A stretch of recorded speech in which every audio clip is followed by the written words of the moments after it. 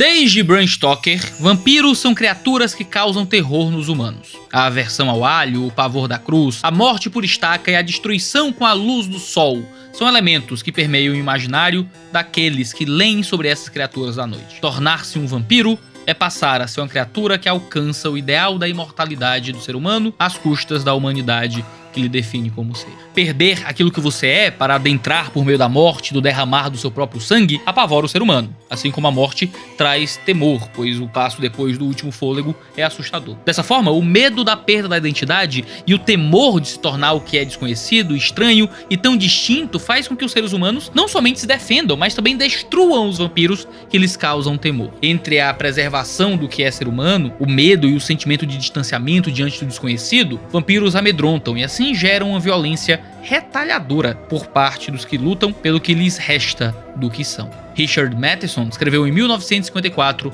o livro Eu Sou a Lenda. Talvez você já tenha visto o filme de 2007 com Will Smith. O filme, no entanto, tem diferenças tão profundas que mudam o entendimento e a mensagem da obra.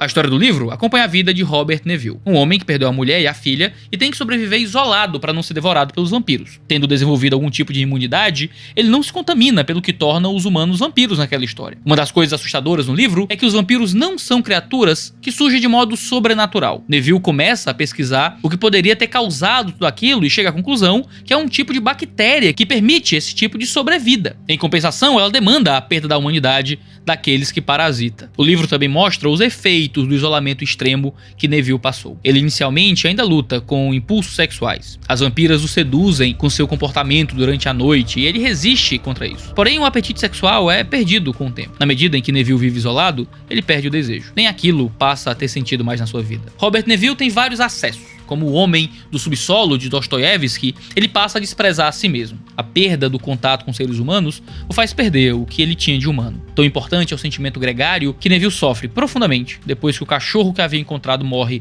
após alguns dias. Aquela que seria a única companhia que ele teria depois de tanto tempo só, morre e com ele cada vez mais morrem as esperanças de Neville. E ele vai sendo destruído, até que então Neville encontra Ruth, outra sobrevivente. O encontro é tão estranho que é como se ele tivesse encontrado um extraterrestre. Depois que consegue estabelecer alguma proximidade, então voltar a ter alguma empatia por outro ser humano, Neville é traído. Ruth faz parte de uma comunidade de pessoas que, tendo sido contaminadas, não se transformaram em vampiros porque conseguiram formular uma espécie de remédio que suprime o que os faria deixarem de serem humanos. E uma vez que Neville caça pessoas, até mesmo as que não haviam se transformado, ele passa a ser uma ameaça. É Neville que, ironicamente, sendo humano, é uma ameaça à nova humanidade que estava se formando. É Neville que se torna o vampiro, o anormal, o monstro que caça aqueles que fazem parte de uma comunidade. É ele que passa a ameaçar a vida dos que lutam para sobreviver. Neville entende que, assim como ele estava matando os vampiros porque eles eram uma ameaça para a humanidade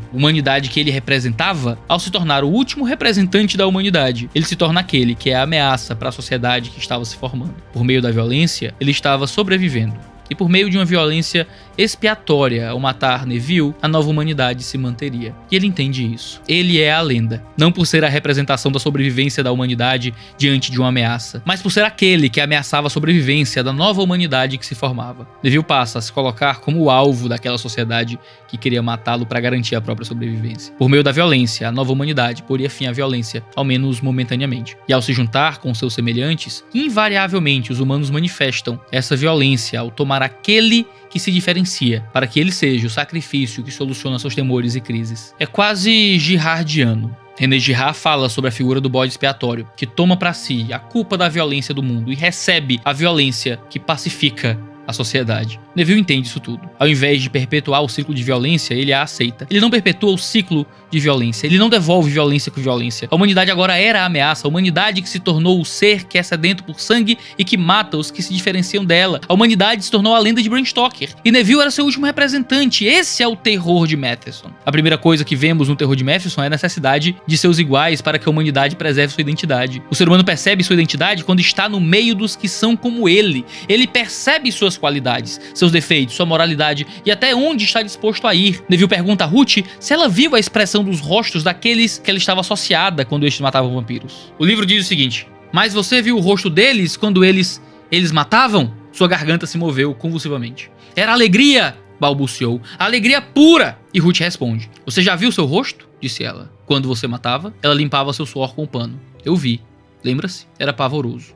E você nem mesmo estava tentando me matar. Você só correu atrás de mim. A perda do relacionamento fez com que Neville perdesse sua identidade. Ele estava sendo simplesmente um ser que luta por sua sobrevivência. E que diferença há entre isso e um vírus, uma bactéria ou um parasita? Dessa forma, o Matheson nos faz refletir se, em nome da nossa sobrevivência como seres humanos, não estamos perdendo o que nos torna humanos. Se nós não estamos, ao olhar para o abismo, permitindo que o abismo nos torne de volta. Se, ao matar o dragão, nós mesmos não estamos nos tornando monstros. Em segundo lugar, se a comunhão nos dá identidade, a questão agora passa a ser os valores que essa identidade carrega. Porque da mesma forma que a humanidade vê vampiros como anormais e como ameaças, essa nova humanidade vê a antiga humanidade como anormal e ameaça. Neville pensa consigo mesmo, eu sou anormal aqui. Normalidade era um conceito de maioria, um padrão de muitos e não um padrão de apenas um homem. O ponto não é simplesmente o que é considerado anormal. Indo para além disso e expandindo a discussão, a gente reflete que se um padrão de normalidade, moralidade e ética for deixado exclusivamente nas mãos dos seres humanos, o que passa a ser anormal é simplesmente o que é ou o que passa a ser diferente. O normal, o moral e o ético passa a ser tão fluido quanto a formação dos grupos que forjam sua identidade. É por isso que, se não houver um padrão moral absoluto que regule as relações humanas, essas próprias relações estão fadadas à formação de uma nova humanidade às custas da destruição da antiga. Consequentemente, a gente vive na destruição da própria humanidade em si. Richard Matheson é genial ao mostrar como é frágil ser quem somos quando somos sozinhos no universo. No final das contas,